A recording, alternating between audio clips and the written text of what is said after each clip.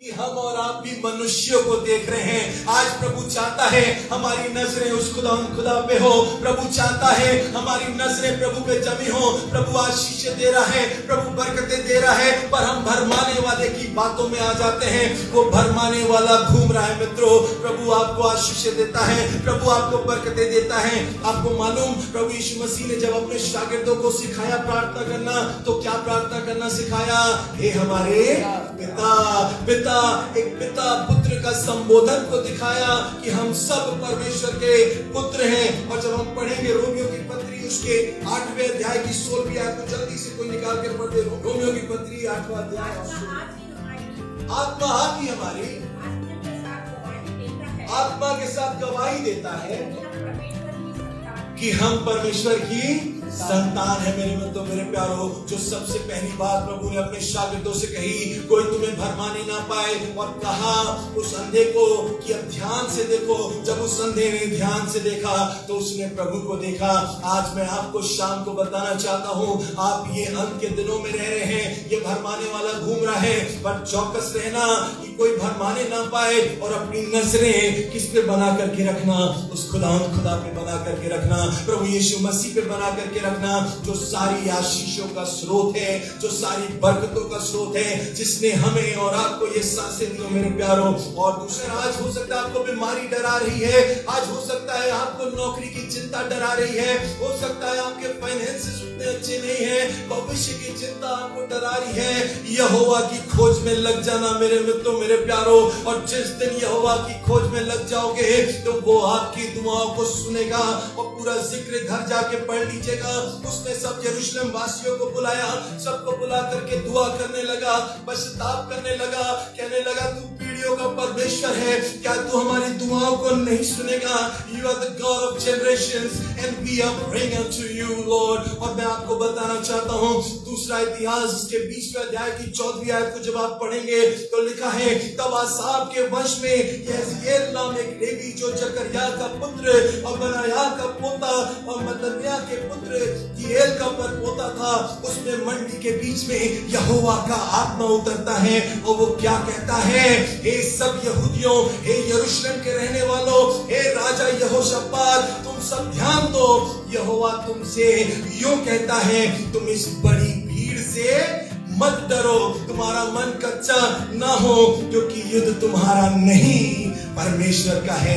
The battle is not yours, the battle is of God। अगर जिंदगी में कोई परेशानी है, कोई विपत्ति है, कोई तकलीफ है, कोई बीमारी है, बीमारी लाइलाज हो गई है, डॉक्टर्स ने जवाब दे दिया है, कोई तुम्हारा पुरसहार नहीं है, कोई तुम्हारी फिक्र नहीं कर रहा है, कोई तुम्हारी चिंता नहीं करता है, तो एक बात याद रखना, उन परिस्थिति से कह देना कि मेरा खुदा मेरे युद्ध को लड़ेगा। और क्या करना?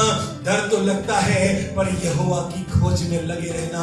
हम एंड टाइम्स में रह रहे हैं, हम अंतिम युग में रह रहे हैं, ग्रेस पीरियड में रह रहे हैं। एक काम करना, ये सारी बातें जब घटित हो रही है, सताव आ रहा है, बस ये काम करना, यहोवा की खोज में लगे रहना मेरे मित्रों, मेरे प्यारों। और मैं आपको बताना चाहता हूँ, आराम का राजा था, वो इस्राएल से युद्ध करने के लिए उसने युक्ति की और सोचा कि मैं इस्राएलियों के ऊपर चढ़ाई करूंगा, उन्हें नेस्त नाबूद कर दूंगा, उनको मैं मार डालूंगा। इसका जिक्र मेरे साथ निकाल लीजिए, दूसरा राजा उसके 6वें अध्याय की 8वीं आयत से लिखा है, और अमुक स्थान से होकर ना रे प्यारो, क्या आराम का राजा है, ये योजना बना रहा है कि इजराइलियों को कैसे हम मारेंगे, कहां से हम घेरेंगे।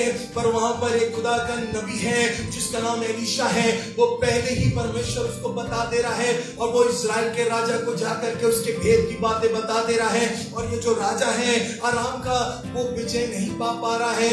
मित्रों, याद रखिएगा, कई बार हमारे और आपके जीवन में विजय नहीं पा रहा है।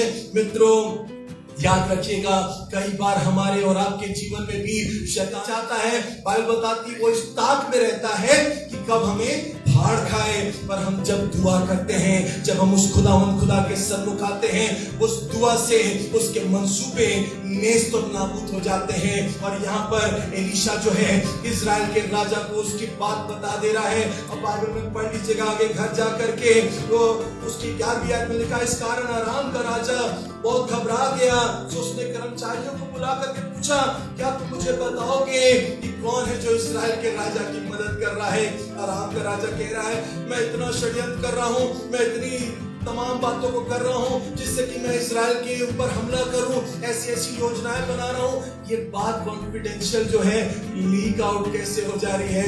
मेरे मित्रों, मेरे प्यारों, अराम के राजा को मालूम नहीं है एलीशा किस खुदा को मानता है, उस खुदा को जो कि जिंदा खुदा है, जिसने सारी कायनात को बनाया, जिसने सबको रचा। और क्या लिखा है? अराम का राजा घबरा गया। घबराना किसको चाहिए? आज मैं खुदा के खादिम होने के नाते आपसे एक बात कहूंगा, जिंदगी में घबराना नहीं। कैसी भी विपत्ति आ जाए, कैसी भी प्रतिकूल परिस्थिति हो जाए, कितनी भी मुसीबतें आ जाए, घबराना नहीं। परमेश्वर की खोज में लगे रहना।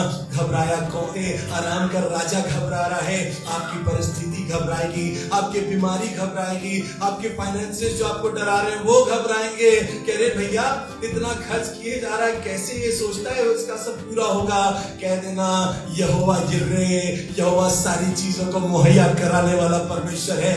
मुझे घबराने की जरूरत नहीं है, वो चीजों को मेरे लिए करता है। मेरे जीवन में कभी आप मुझसे बात करके देखना, इतनी गवाहियां हैं किस तरह हर कदम पे खुदा ने हमारे जीवन में मदद की। कब कब जब हमें क्या क्या दरकार थी, हमारे सोचने से ज्यादा, हमारे मांगने से पहले, हमारी उम्मीदों से बढ़ करके खुदा ने ऐसी ऐसी बरकतें मेरे जीवन में दी है। मैं इस बात की साक्षी हूँ मेरे मित्रों, मेरे प्यारों। और एलीशा को ये अराम का राजा सोचने लगा कि अब तो इसी को मारूंगा मैं, इसी को मैं नेस्त नाबूद करूंगा। और बाइबल बताती है इसने तमाम अपने लोगों को, अराम के सेना को लिया और जाकर के घेराबंदी कक्षा दोतान में था। और फिर क्या हुआ? उसने वहां घोड़ों और रथों समेत एक भारी दल भेजा और उन्होंने रात में आकर के नगर को घेर लिया। रात इस बात को बताती है जब ना उम्मीद हो जाओगे, जब कोई उम्मीद नहीं रहेगी, जब कोई सहारा नहीं मिलेगा। रात का समय होता है मित्रों, तो हमें कोई सहारा नहीं मिल सकता है, कोई उम्मीद नहीं बचेगी। जब जीवन तुम्हारा इस रात से होकर के गुजरे, जब तुम्हें लगे कि अब तो जिंदगी समाप्ति हो जाएगी, अब मैं उठ करके खड़ा नहीं हो पाऊंगा और दुश्मन भी घेर लिए हैं, अब रात आ गई है, रात का मतलब सब समाप्त हो गया, रात का मतलब सब विराम हो गया, रात का मतलब कुछ आगे नहीं हो सकता है, दिन का पता नहीं अभी कब होगा या ना होगा। मेरे मित्रों, मेरे प्यारों, बाइबल बताती है वहां घोड़े आ गए, वहां रथ आ गए। क्या करने आ गए? एलीशा को मारने के लिए आ गए। और बाइबल बताती है भोर को जब परमेश्वर के भक्त का टहलुआ बाहर टहल रहा था, उसने जब घोड़ों को देखा, उसने जब रथों को देखा, वो घबरा गया और आकर नहीं लगता कि हम सुबह की रोशनियों को देख पाएंगे, हम उजाले को देख पाएंगे, हम दिन को देख पाएंगे। और मैं आपको निवेदन करूं, बाइबल बताती है उसने, एलीशा ने कहा मत डर, क्योंकि जो हमारी ओर है वो उनसे अधिक है जो उनकी ओर है।